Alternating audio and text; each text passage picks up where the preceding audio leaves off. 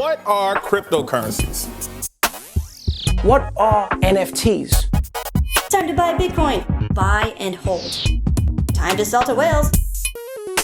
Decentralized finance, smart contract, white paper. Well, then buy it. Well, then sell it. I don't know. Crypto is quite a nascent revolution, but it has already disrupted the traditional ways of owning and exchanging value, which comes with cascading effects on a variety of different fields, from economics, finance and law, to art, gaming and creativity in general. While the formers have been widely covered and adopted to some extent, the latters have only just started to see the light of day with the emergence of non-fungible tokens. But NFTs are just the tip of the iceberg. There's a brave new world of crypto creativity out there, and we'll take you on a trip to explore every corner of it through this exclusive series. From Paris, my name is Moel Said, and this is On The Ledger. Good trips demand good companions, and honestly, there's no better companion for creative reflections than the supermassive Robin Schmidt. Robin is one of the most creative individuals I've had the chance to work with. He's a multi-awarded filmmaker who's worked throughout the whole production spectrum as a producer, editor, director, and visual effects artist. Before bringing creative storytelling to crypto and blockchain, first as a creative director at Harmony, and currently as head of video and multimedia at the Defiant. He's also the man behind our YouTube show, School of Block. Together throughout this series, we'll explore how crypto is igniting a new creative revolution and dive into the world of NFTs, digital fashion, gaming, art, the metaverse, and more. So stay tuned, because this is about to get interesting. On The Ledger, Episode 6, the first edition of Creative Reflections. Here we go! Hey Robin, welcome to On The Ledger. How are you doing? I'm good, man. How are you doing? I'm good. Are you enjoying the market? Are you enjoying the market today? Not quite. But not really. Yeah, not it's really. a bit red. Man, I'm pretty stoked about this one, and I'm very excited about this new edition of Creative Reflections that we're launching. So let's get into this. So let's start with our not so stupid questions. I think a good way to start this would be to talk about the creator economy. Robin, it seems like the creator economy is like the new buzzword in town, but from my understanding, it's not a novelty.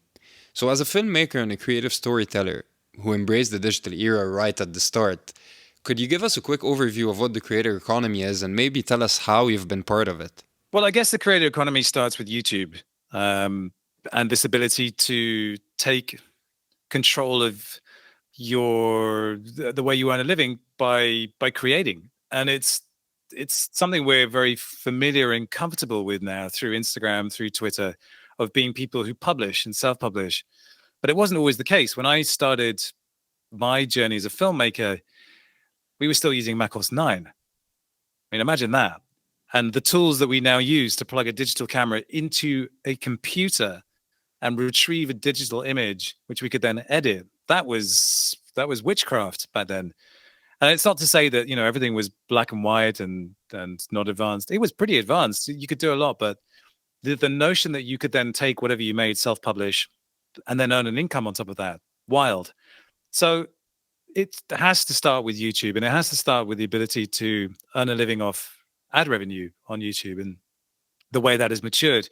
What we see now is a vast proliferation of platforms and tools, all of which seem to be rigged in the favor of the platforms on which these creators reside.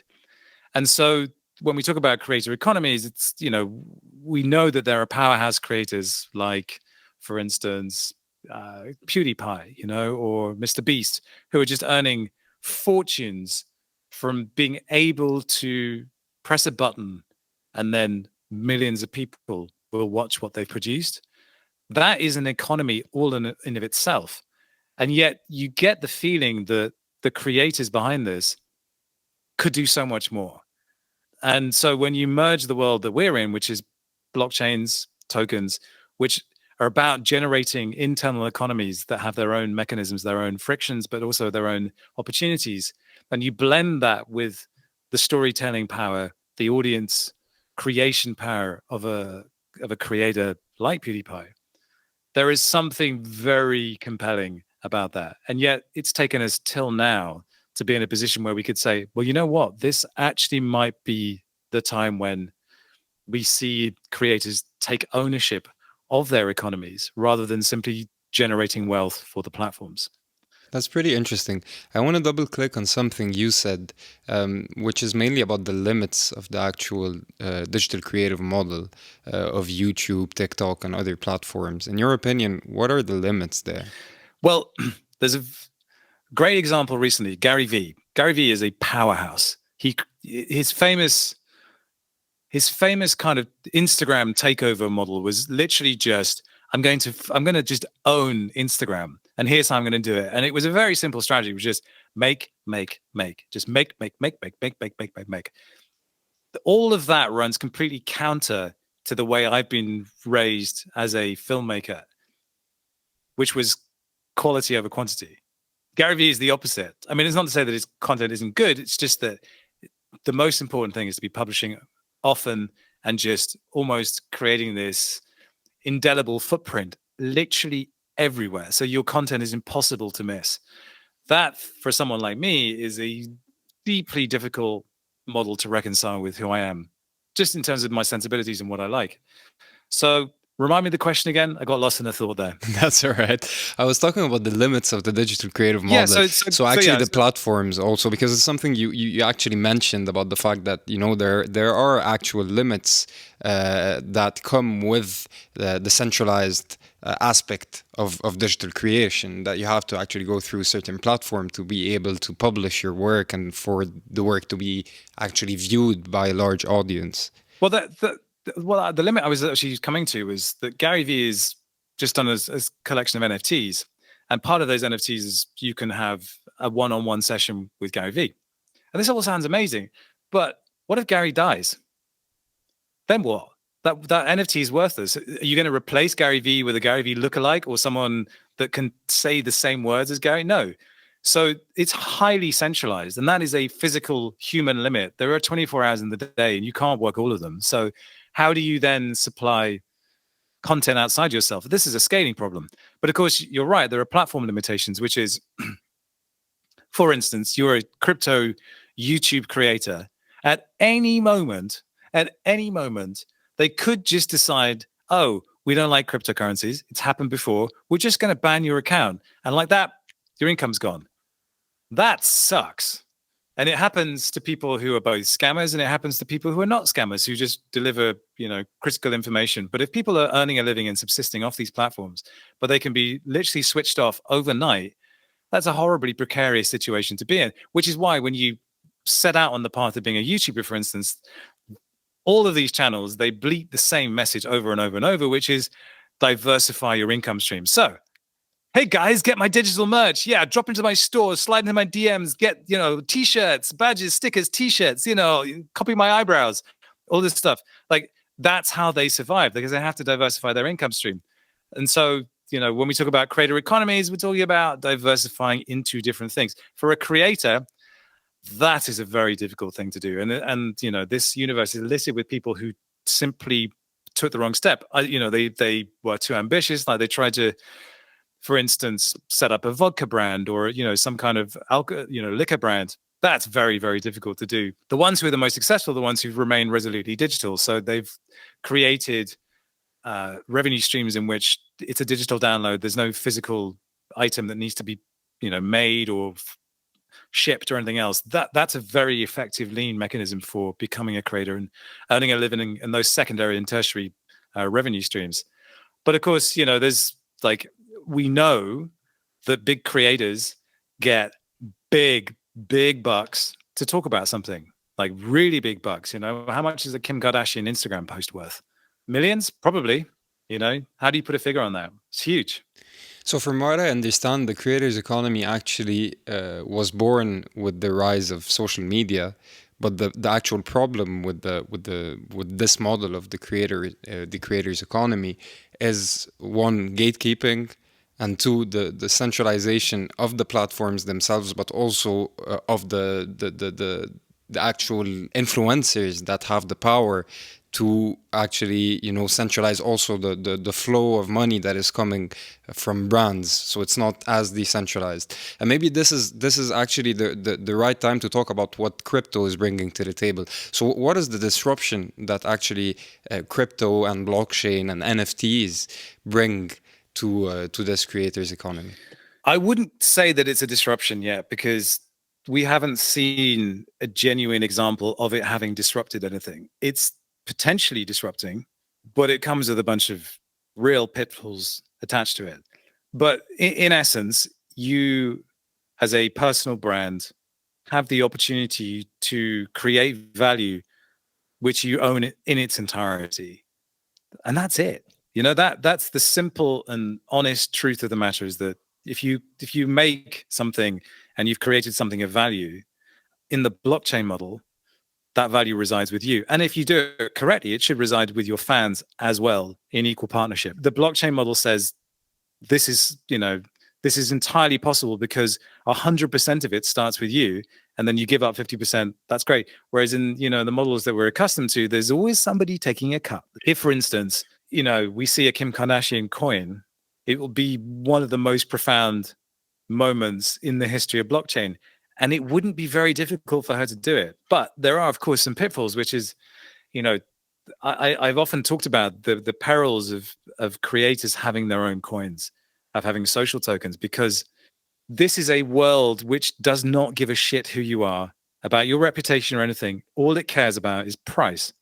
And because of that, it can quickly become tempting to serve the price and not the value that you're creating. And it's the biggest problem I have with tokens in general when bolted onto creator economies, because you can't help it. You as a human, you want to be liked, but the market doesn't care. The market goes through cycles over which you have no control. And once you're at the mercy of a cycle, both negative and positive, it brings with it all this accompanying tension, accompanying stress and difficulty, which is not your fault, but which you will be subject to no matter what. And if Bitcoin decides that it wants to drop 15%, all of that problem becomes your problem. Trust me, creating content is hard and it's stressful and it's a daily job. And the thing you did yesterday has no bearing on the thing you do tomorrow. It is hard.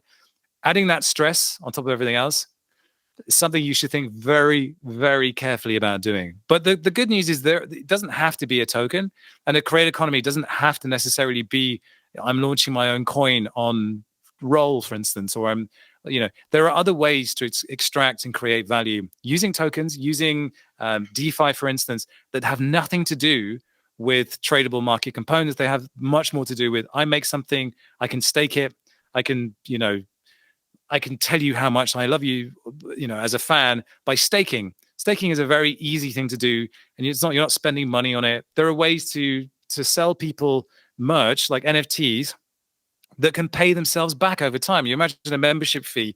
If you hold it for 12 months, it's paid itself off. You can't do that in the normal economy. It's just not possible. With blockchain, with DeFi, plugging in all these clever things and the financialization of NFTs in particular, man, that shit gets really interesting. Definitely. Well, I know you started your professional crypto journey with Harmony before joining the Defiant, but I've actually never asked you how. Like, what brought it home for you? So, yeah, it's something that took me 4 years to figure out. But I've been working as a filmmaker and trying to find my place in that space for such a long time, because I've always been somewhat of an outsider, someone that did a lot of things but never quite had his place. And so I've always been good at it, but never really established in it, in the sense that I guess I'm just too curious. I like exploring things like new technology and new boundaries of storytelling. And I would always, once I'd made a music video or I'd made a piece of work, I would always go and try and do something completely different the next time. And so if you looked at my body of work, there was no cohesion to it. There was no sense of me as a filmmaker, as a personality. And so I wasn't really doing that well. I'd also made a feature film. I'd started a young family, and I was heading towards 40, really staring down the barrel of a midlife crisis and wondering what on earth my retirement looked like. Just like, what am I leaving behind? And I was having to answer some hard questions, which was, I'm poor, but I've worked like an asshole for 20 years and I've got nothing to show for it. What was I doing? Like, honestly, why was I chasing making films in Hollywood? Because that's really hard to do. I'd built a company and I'd left it. Like, I was just going nowhere. And so I really just asked myself this very difficult question: what is the problem here? And I realized that the problem was money. So I was like, you need money to make films. And I realized that I needed to completely reboot my career somehow. I needed to just start afresh, make new work. But that is expensive. And like making it to the level you want, you have to hire people, you just get lights, you have to get a crew, locations. It's really expensive. So I was like, okay, my problem is money. Or rather, my problem is not having any money. And so I started looking into crypto as a way of just scrabbling together enough money to reboot my film career, just to carve out a new showreel with a bunch of new stuff and just start fresh. What happened was I just kind of fell down the rabbit hole of trading, get excited by trading shitcoins, meeting people. And I found in crypto an analog to when the DSLR revolution happened, which is around sort of 2009, 2010. You had these stills cameras that could shoot video, had amazing lenses on the front. They were cheap as chips. And suddenly everybody who wanted to be a filmmaker, but couldn't afford the gear, could shoot stuff that looked all right. And they were, you'd sort of jerry rig all these different things together and cobble it together. But there was such information asymmetry. Everyone was sharing what they found and connecting with people from all over the world in ways that they would never have done previously. And it was really healthy. I see the same thing in crypto, massive information asymmetry. Everyone's there for the same reason. They're trying to further themselves or escape something or other financial restrictions. And so you had this really intense creative community that was all kind of just sharing information and sharing secrets. But the money, man, I was just like watching these coins just skyrocket. I was like, man, I want a piece of that. I want a piece of that. That's the answer. And I started going, okay, if I double this month, double the next month, double the next month, I'm like going to be a millionaire. I was like, the idea of being a millionaire. Wow. It's like, holy shit, a millionaire. Wow. What could I do if I was a millionaire? Wow. I love how you're honest about this though. Oh, and I was a total retard completely, but in the best possible way, because what I bet on myself was I'm smart enough to figure out a better way to play this game than just being an idiot buying SHIB or Safe Moon and just hoping it goes up. There has to be a better way. So what I did was I invested in relationships and just started making friends with people who had access to the information that you couldn't get elsewhere. Through all of that, I came to a realization that this was a space that I probably would have more fun working in than where I was at, which was shooting commercials for coffee machines. I just realized that everything I was doing was just complete bullshit. It really was. So I was like, what can I do? As it turned out, I got an opportunity to invest in Harmony at the seed level. This was when layer ones were like the best things since sliced bread. Sharding was a hot topic. Harmony looked like the best investment in the world ever. So I took the opportunity to invest at seed. And then I realized that, I could just call them up and say, hey guys, I invested. Love to talk to you about storytelling. Because I suddenly become aware that every single piece of information is shared through some kind of storytelling element in crypto. Narrative drives everything. It's a really reflexive space. And so those who told the best story ended up winning. So I just speculatively, completely out of the blue, came up with a crazy idea for Harmony. And then I flew out to San Francisco and I pitched it to them in the room. And they bought it there and then. I was like, well, that was easy. And then basically over the course of the next 3 months, it turned out that it was going to be so much work. I just needed to go and work for them. So I just said straight up, what would it take for me to just come and work for you guys full time? And that's how I ended up working for Harmony and really embedding deep into what it takes to run a layer one, what it takes to run a validator network, how difficult it is, to set up 4 different shards on a sharded network and keep them all running and keep them all talking to each other. And, what it takes to keep a community happy when you're in the middle of a horrible bear market and everyone's sentiment is just at rock bottom. How do you keep them going? What kind of conversations do you have with them? And how do you avoid them wanting to kill you? Mm-hmm. All of these things, fascinating, exhilarating, working with developers and coders who are in so many ways almost identical to the creatives that I used to work with. It's just they get paid a lot more. But fundamentally, their instincts and everything else is the same. Actually, there's something interesting that you said about the things you see in the crypto sphere at the moment. And I'm actually interested because you're a guy who's actually curious, like one of the most curious guys I've worked with, actually, and you're interested in many different things. So I'm going to ask you hard questions. What is the most interesting creative innovation, whether it be a model or a project, that you're witnessing at the moment? You can only choose one. I can only choose one. Yeah, and just Okay. give us a quick overview of how it works, because like, you know, a lot of people are listening to us and they might not be very familiar with all the rabbit holes that you go down through. So one of the biggest shifts I've taken in my own kind of journey in all of this is confronting the idea of lending and not thinking of it as a negative position. Because for most of my life, I've been in some form of debt, whether it's university debt and everything else. And it's through DeFi that I've learned to look at lending and borrowing in particular as a powerful financial position to take. Now, I know tons of people run small businesses and they look at borrowing as a way of just bootstrapping and getting capital, but I've never looked at it that way.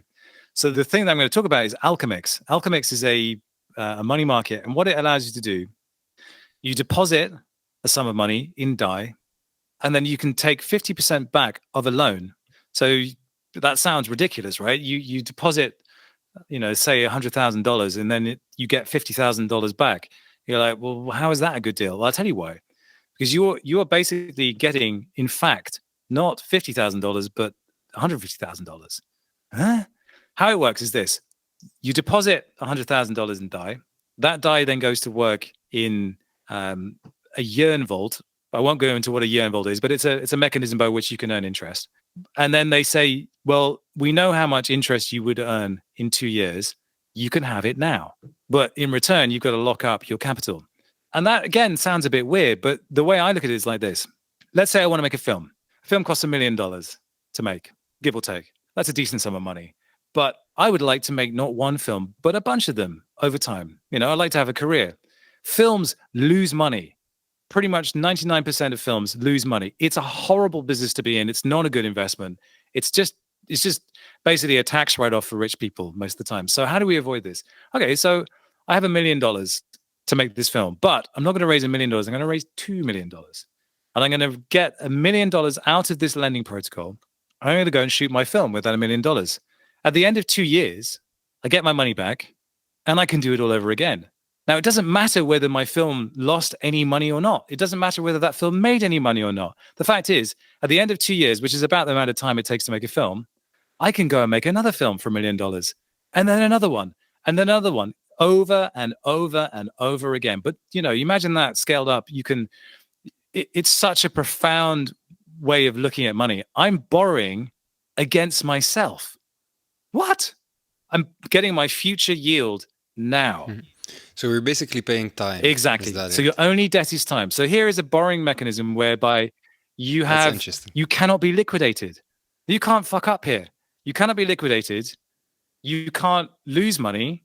Now, obviously, there are some risks involved, like smart contract risks, but hopefully, because the model is so radical and so awesome, it'll become more and more mature. But when I saw Alchemix, when I realized what it was and how it could fundamentally alter the way that we fund riskier projects. So you imagine you take the financial risk away from projects.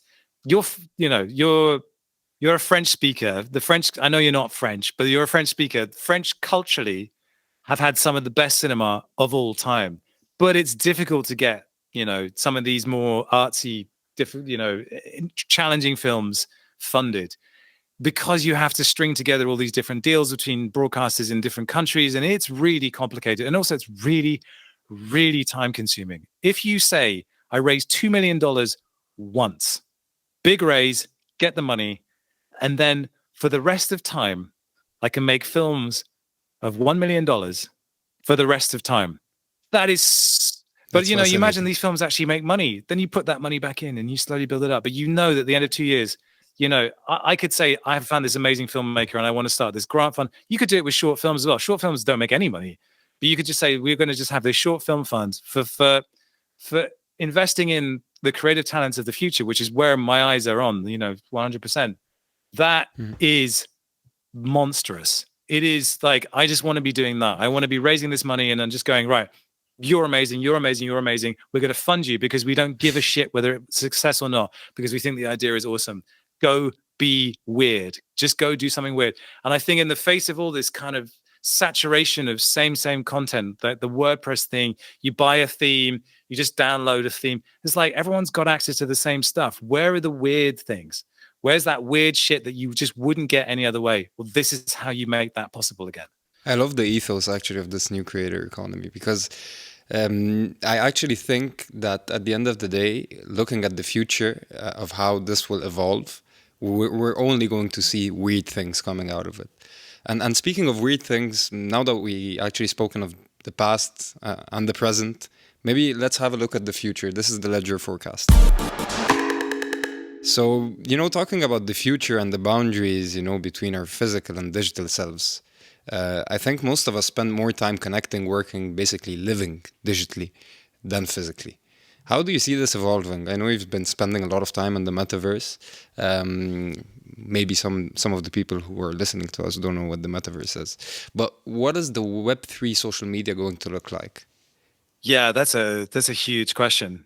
I think it stems from, firstly, taking the idea of social and making it work and earning you. It's we tend to think of socializing in metaverses as game environments where you go and you hang out and it's recreational. And I think the big transformation is coming in terms of it being actually vocational and you being able to earn a living in a metaverse environment, in a digital environment. And the metaverse is just a kind of, it's a word to describe an alternative reality in which you can transact and go about work as if in real life, except it's not, it's digital. And what it opens up is just, first, it's global. You can connect anyone anywhere in the world. Secondly, the currency by which you exchange with people is whatever you decide you want it to be. So it could be ETH, it could be Bitcoin, it can be NFTs. You can decide. It's a pure barter economy, which is fascinating in its own right. But it's also visual, and it wasn't visual before. In terms of avatars, in your ability to inhabit, a character in a space like Somnium, or in Cryptovoxels, you can have wearables, you can be unique and distinct. But what's really fascinating is that we are more and more moving to a world in which the name that's on your passport or on your identity card doesn't really bear any relationship to the person that you are in the digital space, which is horrifying for the regulators because they want to tie everything to your KYC. But in the digital domain, we increasingly see anonymous contributions to things. And that isn't the problem, because if you do good work, you do good work, and the relationships you strike up with people are on the same level. But your avatar, your representation of yourself, starts to gain value because of the amount of work you do and the relationships that you have. And it's not transferable. So you and I both have apes. The value that's inherent in your ape accrues to you. It becomes part of you. And if you were to give that ape to somebody else, it would feel like theft in a weird way. And that is not something I've ever seen before. And it's starting to proliferate into everything else. Like we're starting to see these digital identities wrapped up in avatars, which gain value, which can't be transferred. It is so wild. I absolutely love it. So I think we're going to see much, much more of that. Avatars feel like they're in a bubble, but I really think we're in the exact opposite. We're about to see a huge growth surge in them.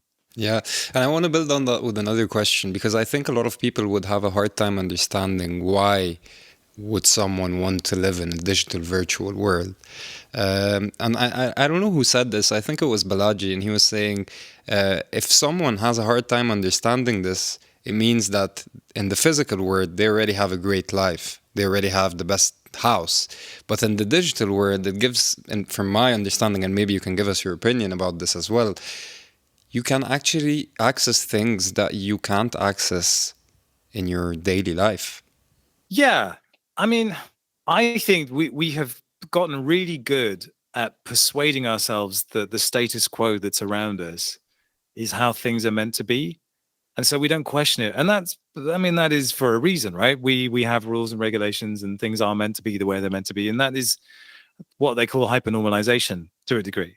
Once you step foot into a world in which the sort of perceived frictions of stuff go away, like I'm buying a house at the moment, and the mortgage process is just beyond painful.